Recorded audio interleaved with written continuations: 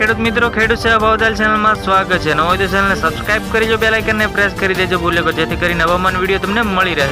હવામાન વિભાગની મોટી આગાહી આવી રહ્યું છે એક નવું વેસ્ટર્ન ડિસ્ટર્બન્સ। હવામાનમાં જબરદસ્ત પલટાની સાથે જાણો ક્યાં છે વરસાદનું એલર્ટ।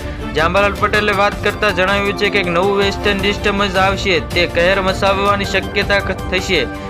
જે આજથી એક નવું વેસ્ટર્ન ડિસ્ટર્બન્સ આવી રહ્યું છે। છેલ્લા 24 કલાકની વાત કરતા અરુણાચલ પ્રદેશ અને વરસાદનો રેકોર્ડ તૂટ્યો છે। આ ઉપરાંત સબ હિમાલયમાં પશ્ચિમ બંગાળ, ચિકાગો, ઓડિશા, આંધ્રપ્રદેશમાં કાંઠા વિસ્તારોમાં જેવા વિસ્તારોમાં પડ્યો છે વરસાદ। ગુજરાતમાં વેસ્ટર્ન ડિસ્ટર્બન્સની અસર થશે કે નહીં, જે આજથી એક નવું વેસ્ટર્ન ડિસ્ટર્બન્સ આવી રહ્યું છે। જેવા છેલ્લા 24 કલાકની વાત કરીએ તો અરુણાચલ પ્રદેશ અને વરસાદનો રેકોર્ડ તૂટ્યો છે। આ ઉપરાંત હિમાલયમાં પશ્ચિમ બંગાળ, ચિકાગો, ઓડિશા, આંધ્રપ્રદેશમાં કાંઠા વિસ્તારોમાં વરસાદ ખાબક્યો છે। હવામાન વિભાગે જણાવ્યા પ્રમાણે આજથી એક નવું વેસ્ટર્ન ડિસ્ટર્બન્સ આવી રહ્યું છે। છેલ્લા કારણે જમ્મુ કાશ્મીર અને લદ્દાખમાં હિમાચલ પ્રદેશ અને 12 અને 13 તારીખ વરસાદ નોંધાયો છે, જ્યારે કે હિમવર્ષાનું એલર્ટ જાહેર કરવામાં આવ્યું છે। આ ઉપરાંત ઉત્તરાખંડ 12 માર્ચની હિમવર્ષાનું એલર્ટ આપ્યું છે, જ્યારે કે 13 માર્ચ અને 14 માર્ચની રોજ વરસાદ અને હિમવર્ષાનું એલર્ટ પણ જાહેર કર્યું છે। આ ઉપરાંત ભારત અને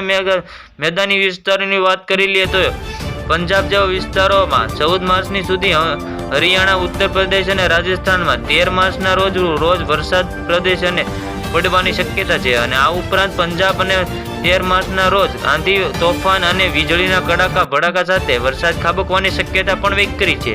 બીજી બાજુ હવામાન વિભાગે જણાવ્યું છે, જાંબાલાલ પટેલે તો જણાવ્યું છે કે માર્ચ મહિનાની આસપાસ બંગાળ ઉપસાગરમાં અને અરબી સમુદ્રમાં હલચલ જોવા મળવાની શક્યતા છે।